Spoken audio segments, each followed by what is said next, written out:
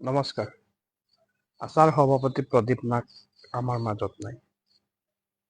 অসমৰ আদিবাসী আৰু চাহ জনগোষ্ঠীয় ৰাইজৰ হৈ সদায় বলিষ্ঠ কণ্ঠৰে সন্মুখৰ পৰা মাত মাতি অহা প্ৰদীপ নাগ আৰু নাই।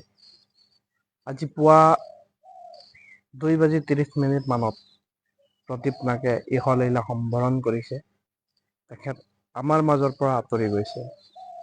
সিদিনা গুৱাহাটীৰ নেমকেয়াৰ হাস্পতালত কেইবাটাও জটিল ৰোগত আক্ৰান্ত হৈ থকাৰ বাবে তেখেতক ভৰ্তি কৰা হৈছিল আৰু চিকিৎসকে জানিব দিছিল যে তেখেতৰ স্বাস্থ্যৰ অৱস্থা যথেষ্ট সংকটজনক আৰু সেয়ে পৰৱৰ্তী সময়ত পৰিয়ালবৰ্গই আৰু তেওঁৰ শুভাকাংক্ষীসকলে তেখেতক এয়াৰ এম্বুলেন্সৰ দ্বাৰা অসমৰ বাহিৰলৈ উচ্চ চিকিৎসাৰ বাবে লৈ যোৱা হৈছিল আৰু প্ৰায় এমাহ দিন তেওঁ হাস্পতালত ভৰ্তি হৈ আছিল আৰু অৱশেষত মৃত্যুৰ সৈতে যুঁজি আজি শেষ নিশ্বাস ত্যাগ কৰিছে আচাৰ সভাপতি প্ৰদীপ নাগে।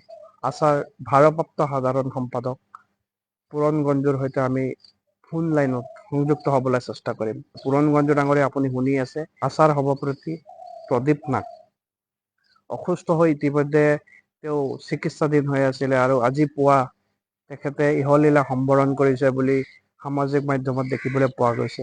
কি ক'ব, আপোনাৰ প্ৰথমটো প্ৰতিক্ৰিয়া কি হ'ব?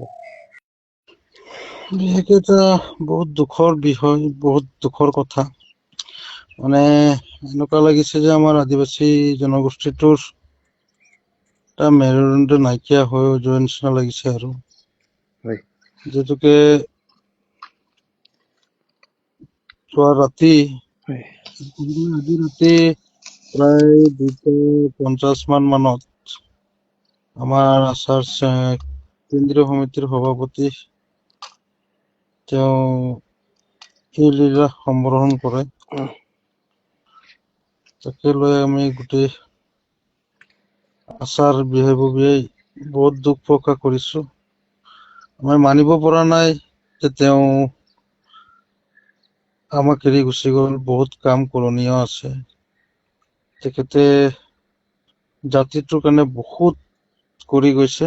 গতিকে আমি মানে মনটো এতিয়াও অন্তৰখন মনা নাই যে তেওঁ মানে আমাক এৰি গুচি গৈছে। হয়। তেওঁ কোনখন হস্পিতালত ভৰ্তি হৈ আছিল শেহতীয়াকৈ? তেখেত আমাৰ দিল্লীৰ মেদান্ত হস্পিতালত হয়। চিকিৎসাধীন হৈ আছিল। আচ্ছা, তেওঁৰ শৰীৰ বা তেওঁৰ নশ্বৰ দেহ কেতিয়া অসমলৈ লৈ অহা হ'ব বা তেখেতৰ বাসগৃহত কেতিয়া লৈ অহা হ'ব? তেখেতৰ আজি বাসগৃহত কথা বতৰা হৈ আছে। হয়। আজিৰ ভিতৰত তেখেতক লৈ অনা হ'ব। হয়। ঠিক আছে, ধন্যবাদ এইখিনি আপুনি তথ্য দিয়াৰ বাবে। আমিও প্ৰদীপ নাগ ডাঙৰীয়াৰ আত্মাৰ সদগতিকে কামনা কৰিছোঁ। আমাৰ চিৰিজ পৰিয়ালৰ তৰফৰ পৰাও আমি প্ৰদীপ নাগৰ আত্মাৰ সদগতিৰ কামনা কৰিছোঁ।